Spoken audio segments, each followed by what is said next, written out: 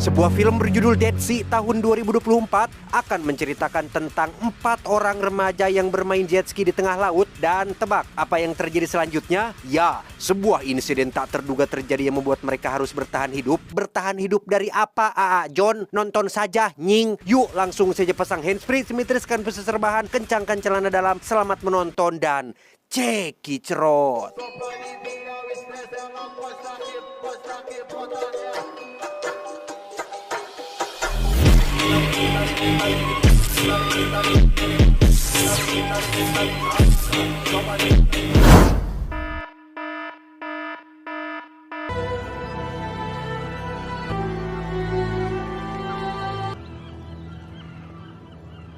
Cerita diawali dengan memperkenalkan seorang gadis bernama Kaya, tidak pakai raya. Ia adalah seorang kakak dari seorang adiknya yang masih kecil, sekaligus berperan menjadi ibu setelah mamah mereka meninggal dunia sekitar 1 tahun lalu.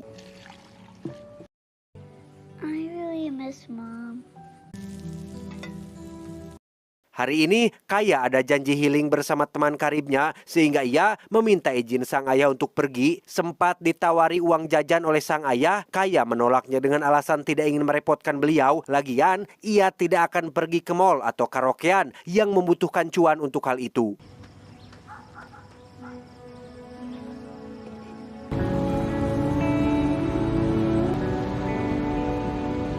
Dengan mobil culik warna putihnya, Kaya pun berkendara melewati panjangnya jembatan Surahawai dan melintasi lautan indah yang cocok untuk spot ngusep dan ngalalauk balanak.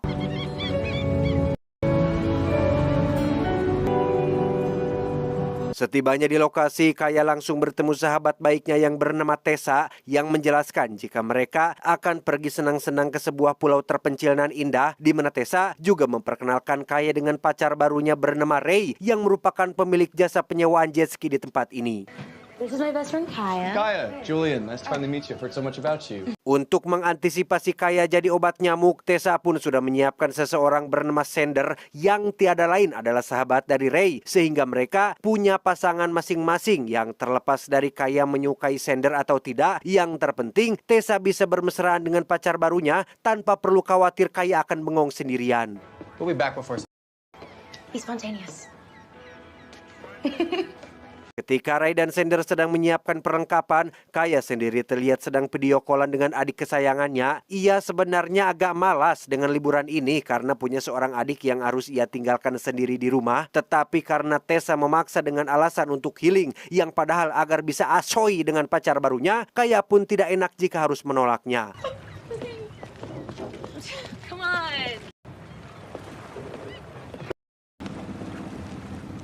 Nervous? 2 unit jet ski pun meluncur ke tengah lautan menuju pulau indah nan terpencil di mana Kaya yang sempat ogah-ogahan di awal pun kini mulai menikmati liburan ini. Terlebih lagi, Sander adalah tipe cowok yang baik dan tidak sosorongot.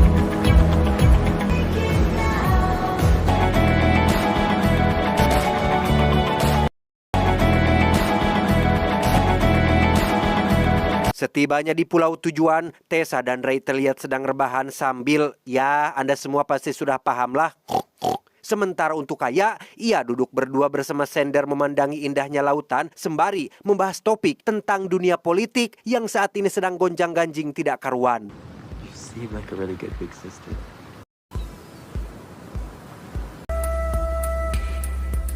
Mereka pun berenang bersama dan beneran ada babi loh yang memang menghuni pulau ini sejak 40 tahun lalu. Mereka berempat tampak bersenang-senang melihat dasar laut dan terumbu karang termasuk saling papacok satu sama lain yang berujung dengan kemudorotan.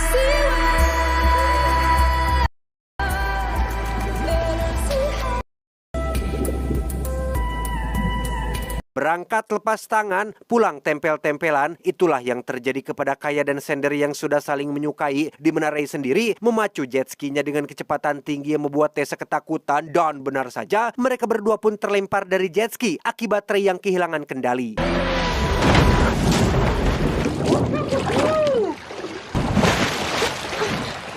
Kaya dan Sander yang saling tatap-tatapan pun tak sadar jika di depan mereka ada Ray dan Tessa yang terjatuh, sehingga inilah yang terjadi. Oh my God. Ya, Ray pun tewas kena hantam jet ski, sementara yang lain mengambang di atas air dengan 2 unit jet ski yang hancur, sehingga celakalah mereka bertiga yang harus bertahan hidup di tengah lautan tanpa ada orang yang mengetahui keberadaan mereka bertiga.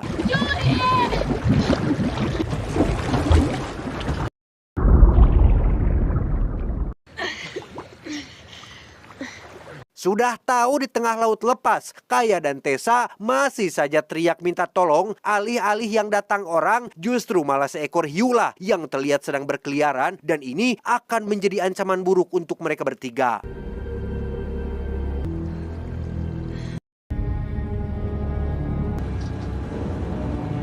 Beruntung hiu tersebut putar arah setelah mendengar suara kapal nelayan, di mana mereka langsung berteriak minta tolong berharap si nelayan mendengarnya.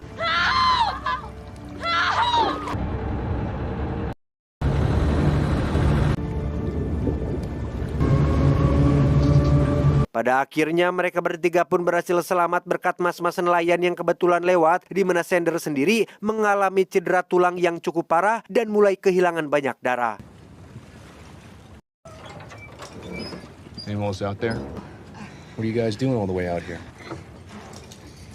Si nelayan pun bertanya terkait apa yang sudah mereka alami dan apakah masih ada orang lain yang bersama mereka. Kaya pun menjelaskan bahwa mereka ada 4 orang, namun 1 sudah tewas akibat kecelakaan tidak disengaja, di mana Kaya meminta tolong si nelayan agar secepatnya memanggil bantuan karena Sander dan Tessa harus segera dibawa ke rumah sakit sebelum luka mereka semakin parah.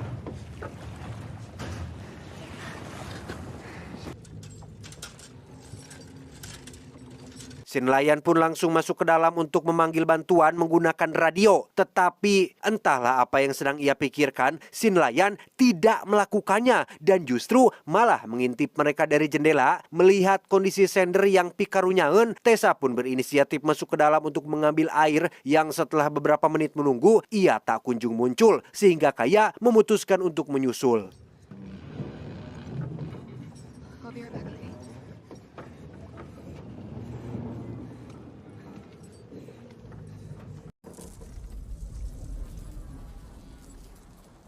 Saat sedang mencari Tessa itulah, Kaya tak sengaja bertemu dengan Adam yang baru keluar dari ruangan, di mana saat ditanya kemana temannya, si nelayan mengaku tidak tahu. Ia malah terlihat sibuk sendiri dengan sapu tangan dan sebotol berisi cairan yang ternyata itu adalah obat bius, dan tiba-tiba...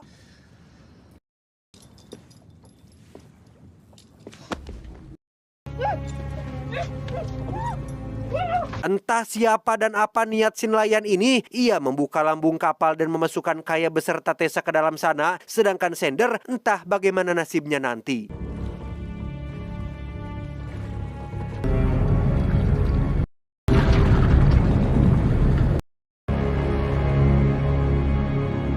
Singkat cerita, malam pun poek. Ketika mereka berdua sudah siuman, Kaya langsung mencari jalan keluar termasuk mencoba membuka pintu menuju ke atas namun terkunci dengan rapat. Sampai akhirnya Tessa tak sengaja menemukan ukiran pada kayu yang tertulis help alias minta tolong. Sehingga dapat disimpulkan jika mereka berdua bukanlah orang pertama yang dikurung oleh si nelayan tersebut.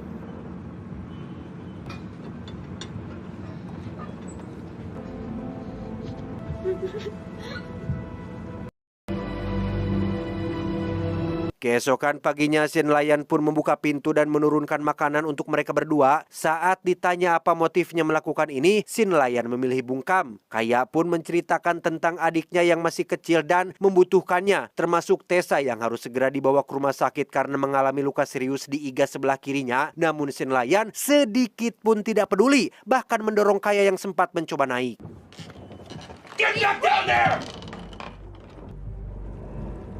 Akibatnya, si nelayan pun langsung menutup pintu dan tidak jadi memberikan makanannya. Padahal mah, kalau kita mah ya pura-pura dulu atau biar bisa makan dulu, punya energi buat melarikan diri. Lah ini mah pada mewek, pada akhirnya kan kabur nggak bisa, kelaparan iya,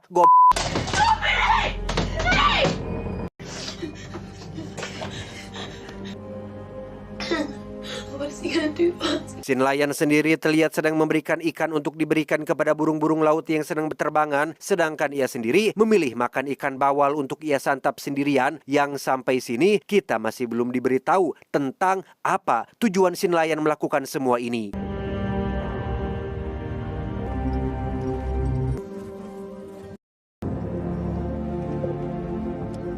Tak berselang lama, Kaya mendengar suara kapal yang mendekat. Ternyata itu adalah sebuah kapal bot pribadi yang dikendarai oleh seorang dokter bedah. Entah siapa lagi ini, si dokter pun menggunakan perahu kecil menuju kapal si nelayan dan mereka ternyata sudah saling mengenal. Melihat Sander sedang terbaring sekarat, si dokter tampak tidak terkejut sama sekali dan malahan menyuruh si nelayan untuk berikan sedikit air. It's his malfunction. Get him some water. Yang paling menganjingkan adalah Kaya dan Tessa malah diam saja tatkala si nelayan sedang turun ke bawah. Padahal makan logikanya nih, kalau orang lagi terdesak dan punya hasrat bertahan hidup mah ya minimal ada perlawanan lah, minimal lakukan penyerangan lah pas si nelayan lagi turun dari tangga teh. Ini mah malah ngejedog wae si ganu hayang modar. Entahlah apa yang ada di dalam kepala Kaya dan si Tessa ini. Let's see what we got here. Melihat Tessa terluka di bagian iga kiri, si dokter pun memintanya untuk berbaring dan mulai memeriksanya. Dikira akan mengobati, si dokter ternyata hanya ingin memeriksa saja sekaligus memastikan bahwa Tessa masih layak untuk sesuatu.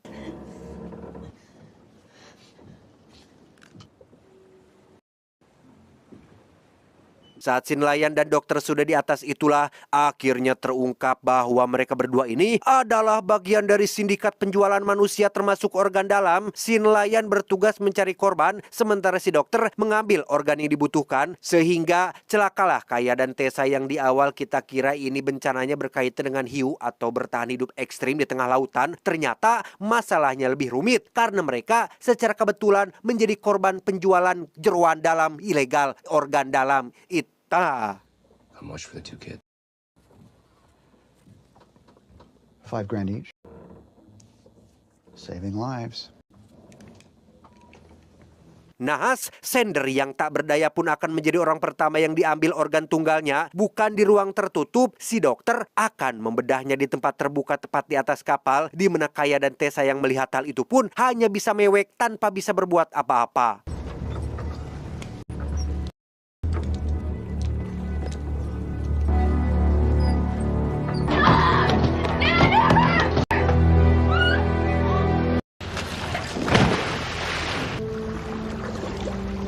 Sore harinya setelah tubuh Sander dibuang ke laut, dokter dan si nelayan pun kembali ke bawah untuk mengambil foto Kaya yang akan dijual ke bos besar. Sementara untuk Tessa yang iganya terluka akan bernasib sama seperti Sander, yaitu diambil jeroannya.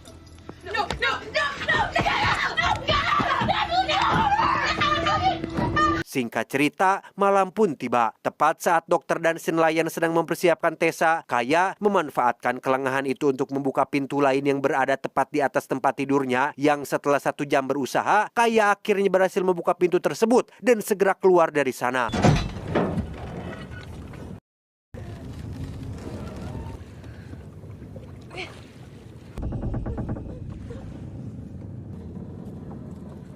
Kaya pun mencoba meminta bantuan menggunakan radio, tetapi karena si nelayan masuk ke anjungan, Kaya pun terpaksa turun ke bawah menuju kamar pribadinya si nelayan yang dari sekian banyak senjata yang ditemukan, Kaya memilih senapan ikan untuk sebagai pertahanan.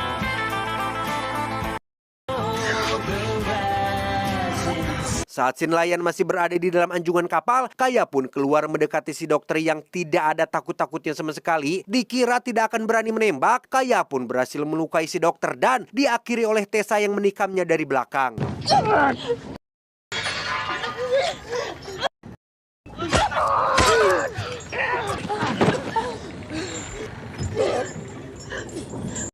Tak lama saat si nelayan keluar, si dokter pun terlihat sudah sekarat dan akhirnya meninggal dunia. Sementara Kaya dan Tessa sudah menghilang entah kemana, sehingga si nelayan langsung naik ke atas dan menyoroti area sekitar.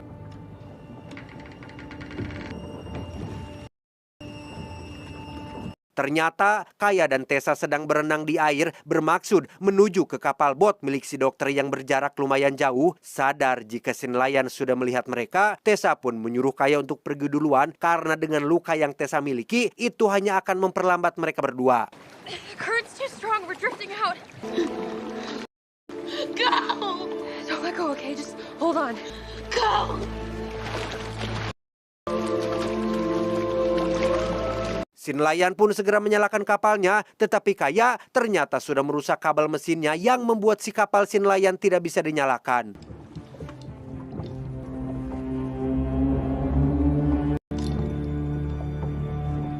Kaya sendiri sudah sampai di kapal bot pribadi si dokter. Tanpa buang waktu, ia langsung menggunakan radio untuk menghubungi kepolisian dan akhirnya berhasil terhubung. Namun karena Kaya tidak mengetahui lokasi keberadaannya, pihak kepolisian pun menyuruh Kaya untuk mencari sebuah alat berbentuk kotak yang merupakan sinyal suar untuk mempermudah polisi melacak lokasinya.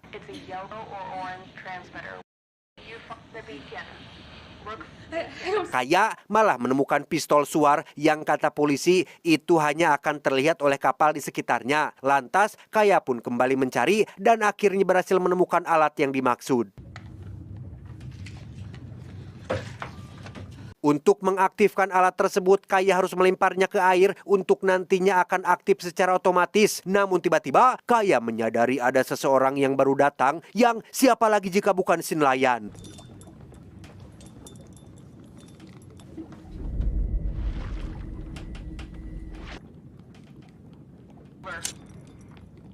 Belum sempat Kaya melempar alatnya ke air, ia terpaksa harus masuk kembali ke dalam untuk menghindari si nelayan sekaligus mengambil pistol suarnya. Alih-alih akan mengejutkan si nelayan, Kaya justru malah didodoh dari belakang sehingga...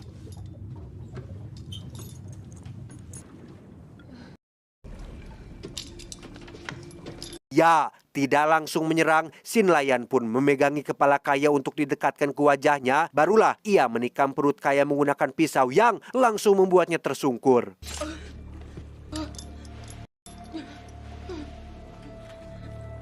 Karena posisi tikamannya bukan di area fatal, Kaya pun masih bisa bangun dan mencoba strategi jitu perempuan, yaitu merayu dan menggoda. Sehingga ketika si nelayan lengah, Kaya pun langsung menembakkan pistol suar ke mulutnya dan...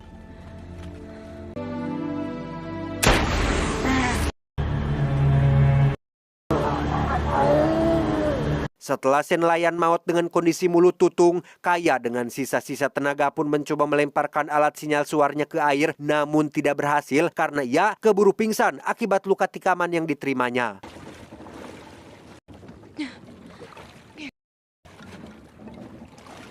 Subuh menjelang pagi, barulah alat itu terjatuh sendiri akibat goyangan kapal yang tepat saat matahari terbit. Pihak kepolisian pun datang dan langsung mengevakuasinya menggunakan helikopter. Ma'am, can you hear me?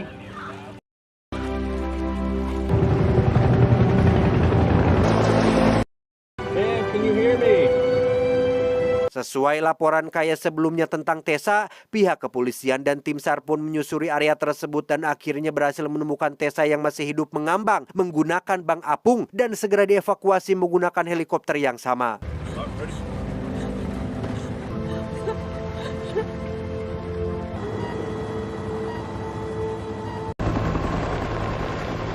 Tiba di daratan, sang ayah dan adik pun langsung menyambut Kaya dengan haru, yang karena Kaya masih butuh perawatan, ia pun akan segera dibawa ke rumah sakit setempat. Tapi sebelum itu, Kaya dan Tessa pun saling menatap satu sama lain seolah memberi kode bahwa mereka berdua tidak akan pernah lagi healing ke laut. Lebih baik healing di jembatan flyover, lebih murah, lebih aman, ada mamang-mamang penjual kopi yang jualan, dan yang pasti tidak akan ada seorang nelayan yang jahat.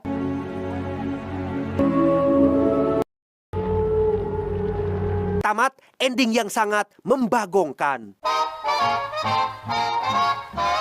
Apalah judul Dead Sea, Laut Mematikan, kirain teh akan ada menghadapi hiu ganas raksasa atau monster yang menyeramkan atau lebih dari itu. Ternyata hanya bertemu dengan mas-mas nelayan yang jahat. Untuk sekedar tontonan hiburan masih cocok sih, tapi untuk meningkatkan adrenalin mah masih terasa kurang jauhnya. Jauh banget, puri-puri saya saja masih tertutup ini. Tapi secara keseluruhan lumayan seru dan ceritanya juga ringan, tidak ada plot twistan yang memusingkan. Pesan yang bisa kita ambil dari film ini adalah jangan pacaran di tengah laut. Pacarannya saja sudah salah, ini mah malah di tengah laut. Saya John mewakili para pemuda yang fokus cari duit dan tidak memikirkan pacar-pacaran, mengucapkan terima kasih dan sampai jumpa di video selanjutnya. Adios, telur gulung karpet Arab.